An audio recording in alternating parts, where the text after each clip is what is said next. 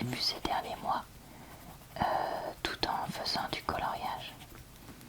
Je fais ce genre de vidéos régulièrement sur ma chaîne, donc vous pourrez retrouver en barre d'infos, commentaires épinglés et dans le i en haut de l'écran, le lien vers mes précédentes vidéos de ce type si ça vous tente.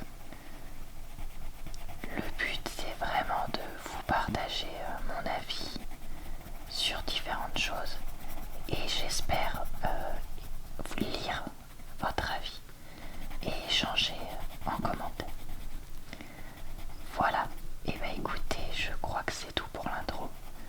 Donc on est parti pour cette vidéo. J'ai regardé le 5e épisode de la série Succession saison 1.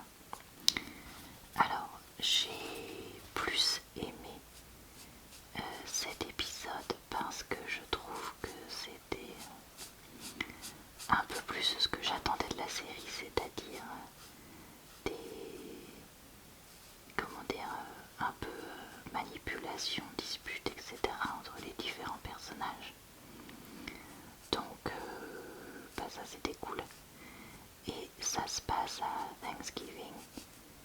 Et on a même le frère du grand-père, du père plutôt, de Logan qui est là. Tout ça, et voilà, j'ai trouvé ça pas mal.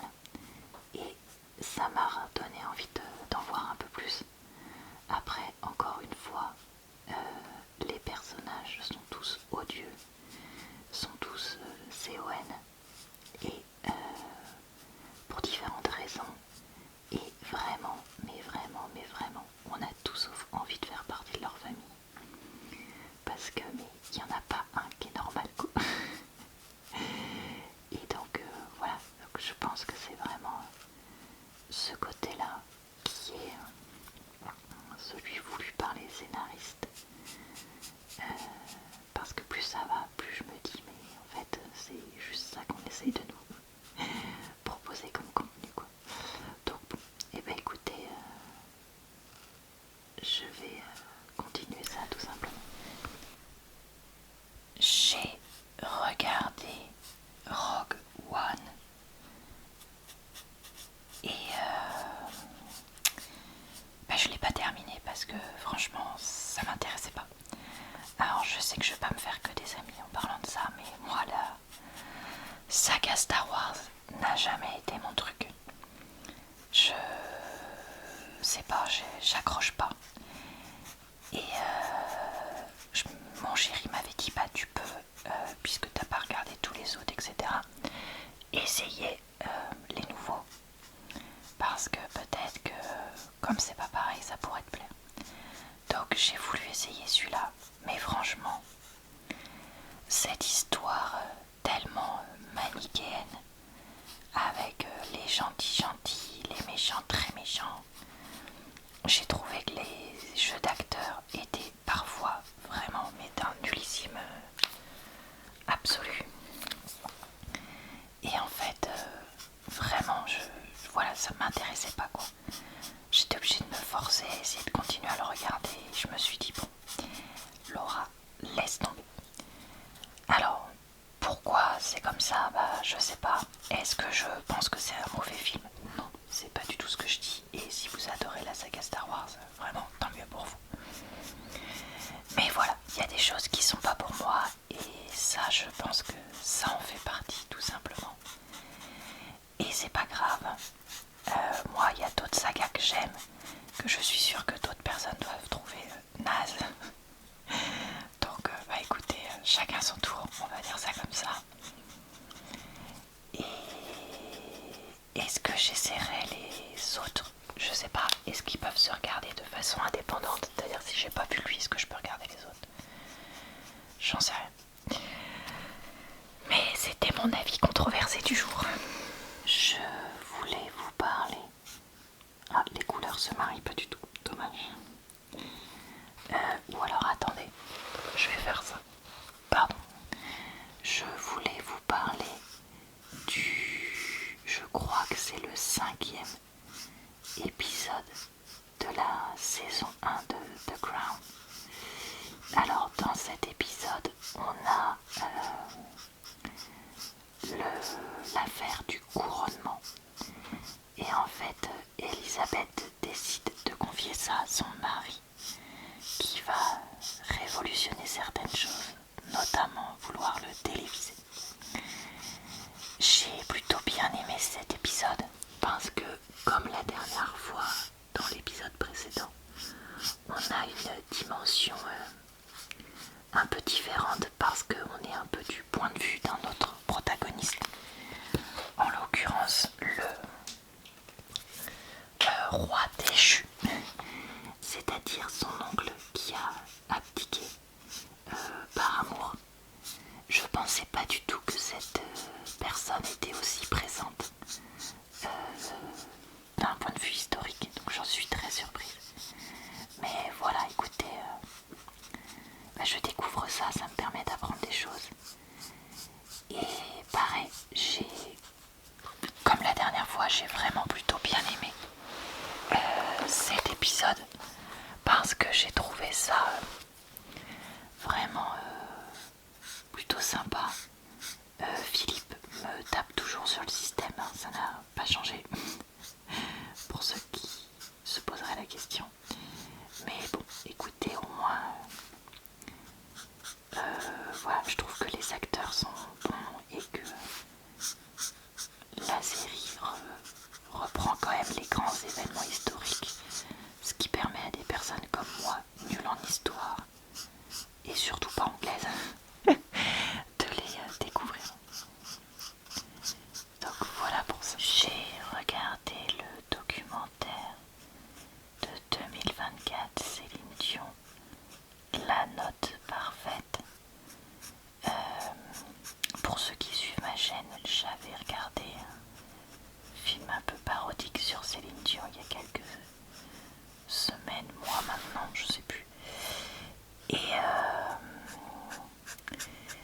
en fait, j'en avais été assez déçue. Et donc, quand j'ai vu qu'il y avait ce documentaire disponible, je me suis dit, bon, je vais essayer, comme ça je vais voir si je trouve ça mieux. Et effectivement, c'était 1 million de fois mieux. Parce que ça retrace justement les débuts de Céline et comment elle se retrouve en 88 à représenter la Suisse à l'Eurovision. Et qu'est-ce qui va se passer lors de ce concours? Le documentaire, comme il fait une 50aine de minutes, prend suffisamment son temps, mais sans être non plus lourd à avancer à 2 à l'heure. Et donc voilà, j'ai trouvé ça sympa de remontrer ça. Et surtout, j'ai trouvé vraiment intéressant de mettre l'accent sur cette volonté à toute épreuve de Céline, cette discipline qu'elle a, qui la pousse à être quelqu'un de très compétitif et avec énormément de volonté. Et ce qui lui permettra par la suite de faire son immense carrière. On mentionne, mais sans en faire des caisses, sa relation avec René, enfin bref. Écoutez, si vous voulez revoir un petit documentaire sur cet épisode-là et les débuts de Céline, pourquoi pas. J'ai regardé le 8e, 9e, je sais plus, épisode de la saison 1 de House of Cards. Clairement, je ne me rappelle pas du tout avoir déjà regardé ces épisodes-là. À l'époque où j'avais testé cette série il y a très longtemps. Mais bon, ça peut être aussi ma mémoire qui me joue des tours. Tout ça pour dire que dans cet épisode, on suit donc notre sénateur qui retourne dans son ancienne école militaire avec des camarades à lui. Et honnêtement, il ne s'y passe absolument rien d'intéressant. C'est vraiment pas fou du tout, je trouve. Et on a aussi Rousseau qui continue à essayer de sauver sa campagne pour devenir justement sénateur ou je ne sais plus quoi.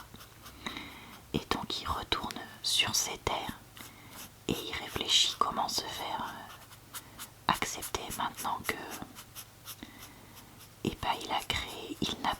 il ne s'est pas battu pour l'emploi de ses administrés. Je pense qu'on dit ça comme ça, même si on n'est pas maire, j'en sais rien. Voilà, donc honnêtement, l'épisode était vraiment pas intéressant dans tout son ensemble. C'est pas nul, mais c'était pas... Voilà quoi. Je me demande ce que ça va donner par la suite. Parce que là, on approche petit à petit de la saison, la fin de la saison. Donc est-ce qu'il y aura plein d'épisodes comme ça, ou est-ce qu'au contraire, on aura une fin de saison intéressante? Bon bah, à voir. Je dirais au fur et à mesure, tout simplement. J'ai testé le film Challengers de 2024 avec Zendaya dedans, parce que je m'étais dit pourquoi pas, tout simplement. Et bien sachez que je ne l'ai pas terminé parce que je n'ai pas du tout accroché. L'histoire, c'est une joueuse de tennis qui rencontre un duo de garçons à peu près de son âge qui font également du tennis. Et en fait, on a d'un côté cette ligne temporelle là, et de l'autre la ligne temporelle actuelle, si on peut dire, où elle est mariée avec l'un des deux et où ils ont une fille, sachant qu'elle ne peut plus jouer suite à une blessure. Dans le fond, pourquoi pas, mais en fait, en vrai, je me suis dit, mais Laura, t'aimes pas les trucs de triangle amoureux où il y a deux mecs, surtout deux personnes qui seraient frères ou tout comme, un peu là, c'est le cas, qui courent après la même nana. Donc à quel moment tu te dis que tu vas aimer? Et pas effectivement. En plus, c'est filmé de façon trop bizarre, avec des fois des gros plans sur les acteurs, genre machin qui est en train de suer comme un... énormément pendant son match et tout ça, trop bizarre. Et il y a des moments avec de la musique techno, mais pas de la bonne musique techno, de la musique techno pas hyper agréable, sans raison. Enfin, je sais pas, c'est vraiment un choix de réalisateur particulier. Alors je suppose que c'est pour contrecarrer le côté archi classique du scénario, mais moi j'aurais préféré un scénario plus classique et... enfin, un scénario un poil justement plus folichon avec une réalisation plus classique. Après, je pense que c'est le genre de film qui plaira peut-être aux personnes qui aiment bien le cinéma justement un peu différent. Mais voilà, c'était pas du tout pour moi. Après avoir regardé une demi-heure, j'ai un peu zappé, si je peux dire, à différents moments et ça m'a pas du tout donné envie de regarder. J'ai regardé le 8e épisode de la saison 1 de Yellowstone, donc l'avant-dernier. Et il est intitulé Le dénouement partie 1.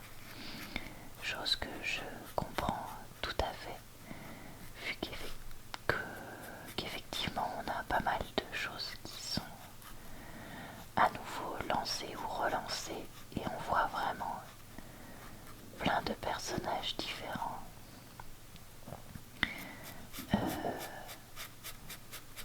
À ce moment-là et avec plein de choses dans plein de directions, certaines qu'on ne voyait plus venir, d'autres qu'on espérait, etc. Je me demande bien ce qui va se passer dans le dernier épisode parce que là honnêtement il y a des choses que je n'attendais pas. Donc bah écoutez, je vous raconterai ça très vite parce que je pense pas trop tarder à le regarder. J'ai regardé le film First Man de 2019 avec Ryan, c'est Reynolds son nom, ou Gosling. Le problème c'est que je confonds les Ryan. Bon,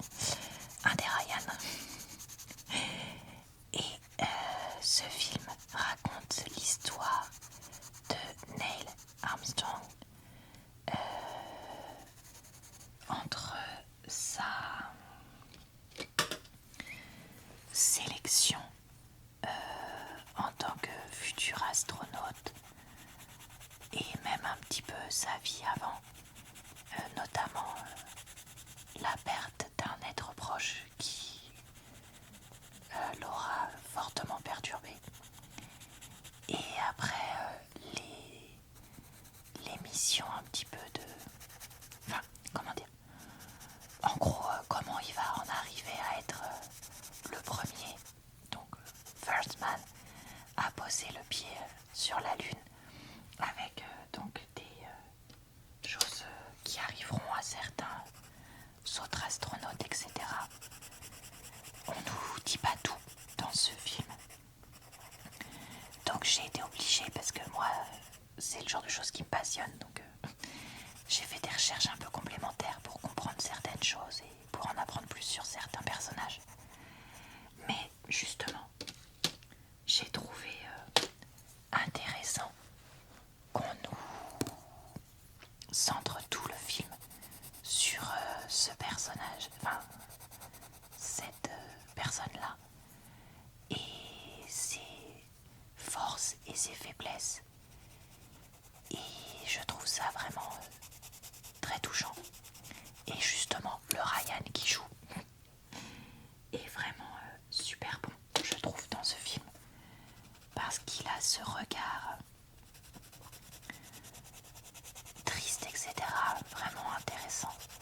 Alors, est-ce que d'un point de vue scientifique, c'est juste? Je saurais pas vous dire. J'ai l'impression que ça reprend effectivement bien les différentes choses. Est-ce que d'un point de vue personnel, peut-être, je sais pas comment vous diriez ça, vous, sur en gros, est-ce qu'il était vraiment comme ça, Neil? Je saurais pas du tout vous dire non plus. Mais en tout cas, je trouve que le film est vraiment touchant, très beau, et qu'il ne donne qu'une envie, c'est de partir soi-même sur la Lune. Si vous saviez tout ce que je donnerais pour le faire. Enfin bon. Donc voilà, globalement un film que je recommande parce que je l'ai trouvé vraiment pas mal du tout. Avec ce qu'il faut de vraies personnes, de documentaires, etc. Pour que ce soit... J'ai regardé un documentaire sur l'autisme sur Arte qui était pas mal du tout parce que il présentait très bien combien l'autisme, justement, c'est un spectre de troubles autistiques, et on avait des témoignages de personnes très différentes avec des formes de troubles autistiques très variées dans ce documentaire, ce qui montre très bien, je trouve, la complexité de ça. On avait aussi des différents spécialistes qui venaient parler, et notamment il y avait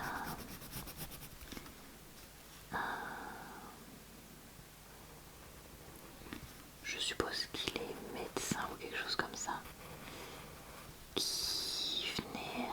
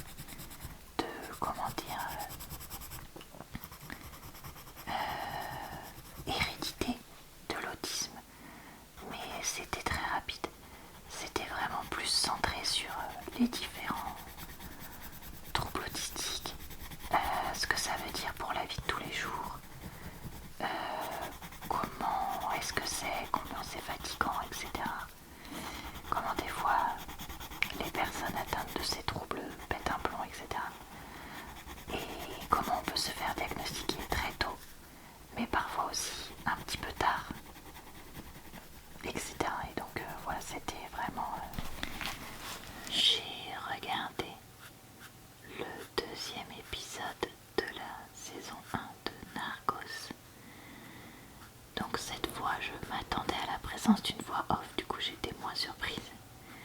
Après, dans ce deuxième épisode, je trouve que l'histoire prend un peu plus d'ampleur parce que le gars du FBI, je crois qu'il est, ou bref du gouvernement américain, ça y est, s'installe en Colombie avec sa femme. Et donc on va avoir d'autres personnages qui vont se mettre en place, notamment donc l'agent local et même au sein des narcotrafiquants, on va avoir la mise en place du cartel. Et donc voilà, c'était plutôt pas mal et plutôt compréhensible, même si il y avait un peu de violence, ça restait regardable. Donc bah écoutez, pourquoi pas, ça donne envie de voir la suite et de savoir ce qui va se passer. J'ai regardé le film Le vent se lève de 2006 qui est sur alors je crois qu'on peut dire ça, la guerre d'indépendance de l'Irlande, donc où les Irlandais peut entraîner, décident de combattre l'armée anglaise puisqu'ils font partie enfin ils sont sous égide de là-bas. Et donc ce film retrace donc une partie de l'histoire. Alors c'est un film assez connu puisqu'il a été Palme d'Or à Cannes à l'époque et que c'est un classique pour parler de l'histoire de l'Irlande. Mais c'est vrai que je ne me rappelle pas si je l'avais déjà vu à l'époque. Et très honnêtement, ces dernières années, je suis sûre de ne l'avoir jamais vu. Ça c'est clair. Alors, qu'est-ce que j'en ai pensé? Je l'ai trouvé bien, mais en même temps pas facile. Pourquoi c'est pas facile? Parce que c'est un film de guerre, donc avec des trahisons, avec des personnages qui meurent, etc.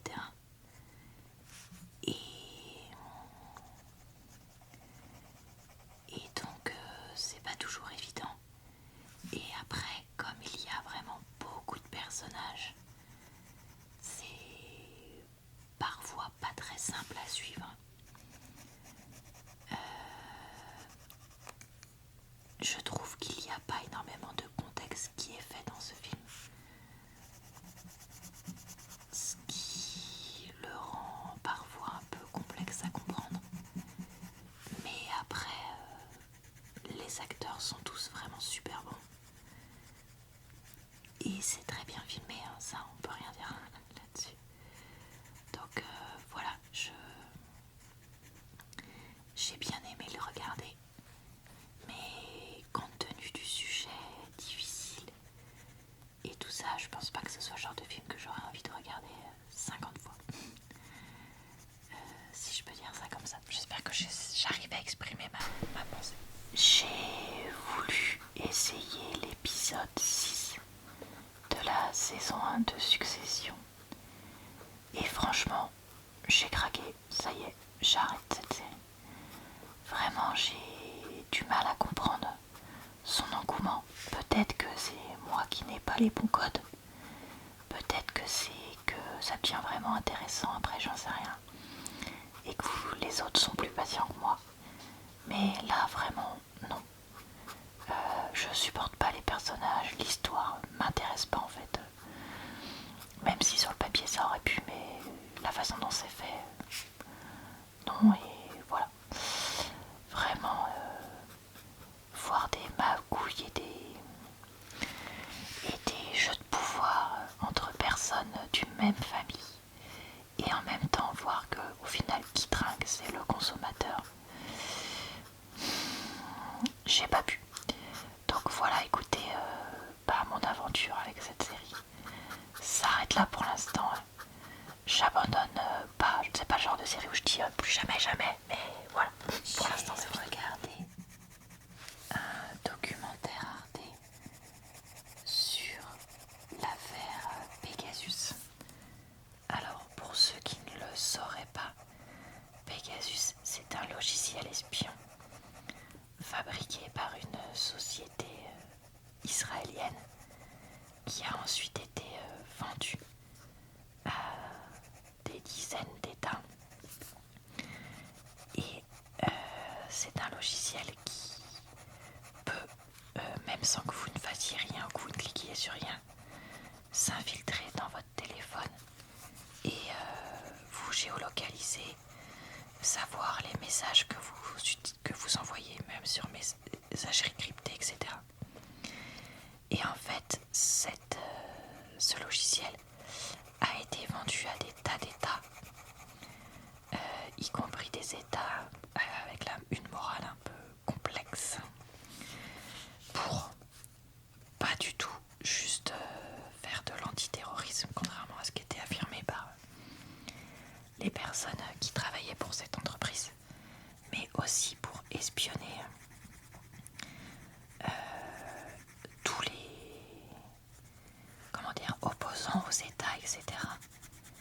Et donc en fait, ce long documentaire, parce qu'il fait 1h30, retrace les dessous du principe de ce logiciel et l'enquête d'un groupe de journalistes internationaux pour faire éclater la vérité là-dessus. Donc on a le avant et le après. Et franchement, il est top ce documentaire parce que on a des personnes célèbres mondialement. Alors moi je les connaissais pas forcément, mais par exemple on a une opposante au régime d'Afghanistan. On a la femme d'un opposant du régime, enfin la fiancée pardon, de l'opposant du régime saoudien qui a été, qu'on a fait disparaître à l'ambassade de Turquie il y a quelques années. Vous en avez forcément entendu parler, je pense, etc. Et donc, en fait, ces personnes-là acceptent de faire tester leur téléphone et on voit qu'elles sont infectées. Et c'est vraiment un documentaire hyper intéressant parce que je trouve que cette affaire-là est un peu passée sous silence assez vite, alors qu'on a quand même le président français qui était espionné par un pays du Maghreb. C'est quand même, excusez-moi, un peu fou. Tout est bien réexpliqué, etc. Et on peut vraiment mieux comprendre cette histoire-là et la nécessité de réguler ce genre de logiciel, parce que là on parle de lui, mais il y en a certainement d'autres. Et j'ai vraiment bien aimé ça, et donc je vous le recommande si comme moi vous n'êtes pas, si vous connaissez déjà hyper bien, je pense que vous apprendrez rien, mais si comme moi vous ne connaissiez pas très bien, je vous le recommande vraiment parce que il est complet, bien filmé et donc fort intéressant. J'ai voulu tester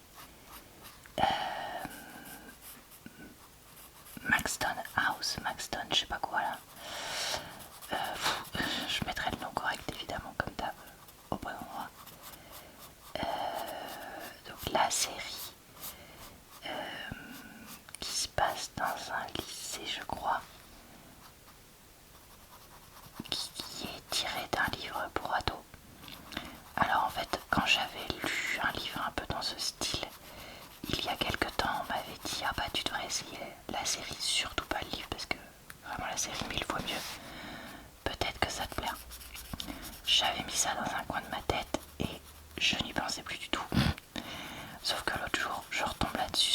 Amazon. Et là je me suis dit bon allez, tu sais quoi, test, après tout, vous avez payé avec ton chéri l'abonnement, fais-le.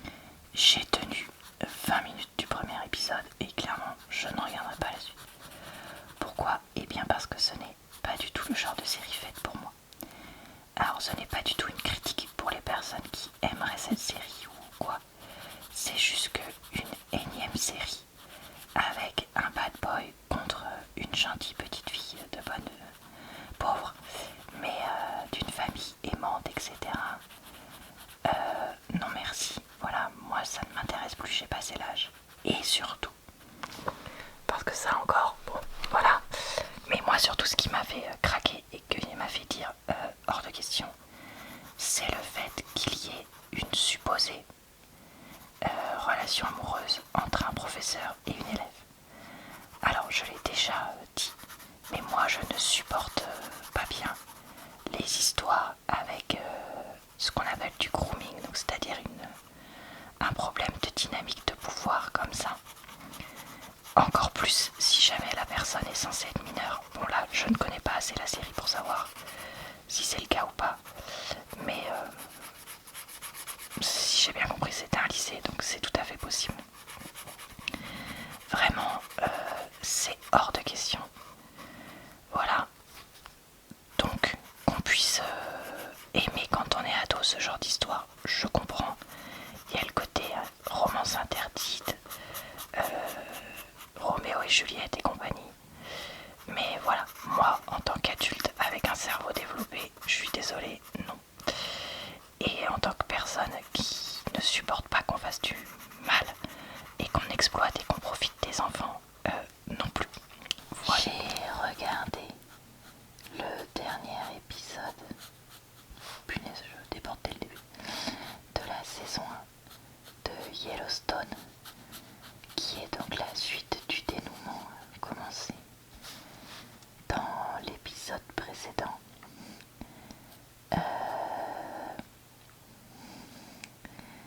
Très honnêtement, c'est assez, comment dire, surprenant.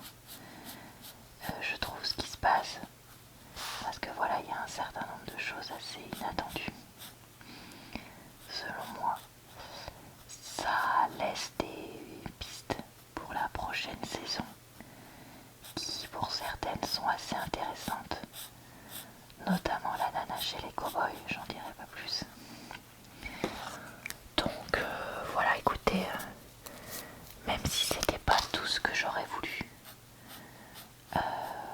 pour ce dernier épisode, parce qu'il y a certaines choses qui auraient pu être plus résolues, etc. Je comprends, donc voilà, pourquoi pas. Et une saison, ma foi, quand même un minimum intéressante. On a essayé avec mon amoureux Gladiator 2. Alors, il avait déjà commencé à le regarder une fois vite fait. Ça l'avait pas convaincu, mais là il m'a dit bah tu sais quoi, on va essayer ensemble. Je précise tout de suite que contrairement à beaucoup de personnes de ma génération, je ne suis pas une fan ou une personne qui connaît très bien le 1, parce que bah écoutez, je suis passée un peu entre les mailles du filet et c'est pas grave. Donc c'est vrai que je n'attendais pas cette suite avec impatience ou appréhension. J'étais assez neutre dessus. On a tenu 3 quarts d'heure, non, 35 minutes pardon, cette fois. Parce que le scénario était copier-coller du 1 selon mon chéri. Pas ouf selon moi, dans le sens où les Romains veulent conquérir une nouvelle cité. Ils capturent le héros, dont la femme se fait tuer au cours de la bataille, et ils l'emmènent à Rome. Or, comme il est très doué pour se battre, il devient donc gladiateur. Bon, ok, mais 35 minutes pour ça quoi. Franchement, alors je sais que de plus en plus de personnes trouvent qu'il y a film à rallonge et film à rallonge. Et là, on est vraiment dans le mauvais exemple du mais c'était lent, mais il se passait rien. Et en fait, les acteurs étaient pas du tout bons dedans, moi de ce que j'ai vu. Pas du tout exploités à leur juste valeur. Dans le sens où je trouve que l'acteur principal n'a aucun charisme. Et donc dans une grosse production comme ça, si tu tires pas ton épingle du jeu, tu te fais complètement bouffer par le film. Et en plus,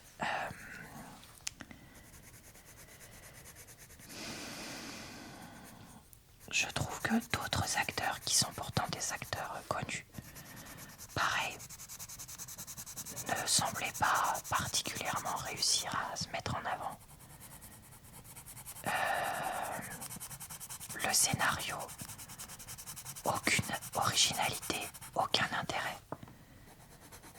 Donc on s'est dit, est-ce qu'on a envie de perdre 2 heures de notre vie, enfin 1 heure et demie encore, à regarder un truc comme ça qui va nous saouler, ou est-ce qu'on arrête? Et donc on a arrêté. Moi je vous l'ai déjà dit, je n'ai aucun scrupule à arrêter un livre, un film, une série que je n'aime plus. Il y a tellement de choses à voir, à lire ou autre, ou à écouter d'ailleurs, pour les podcasts et tout ça, que je ne vais pas m'embêter à faire des trucs, à perdre du temps pour des trucs qui m'intéressent pas.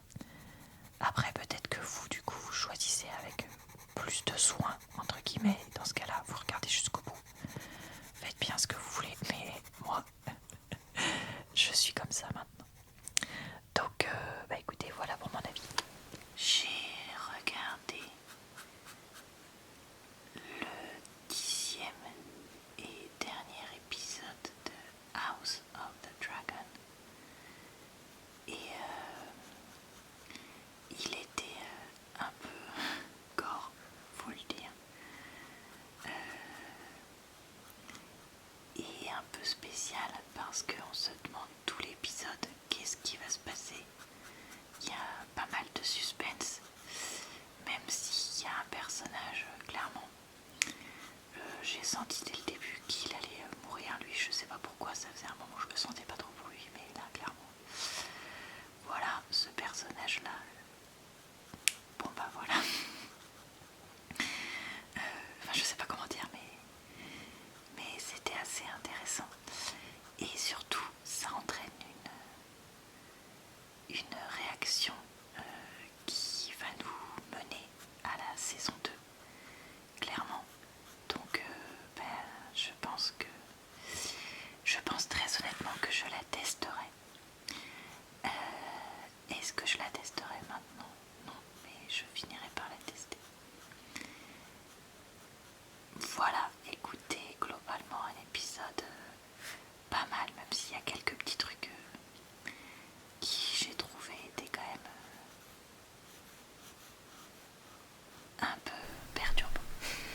Voilà pour aujourd'hui.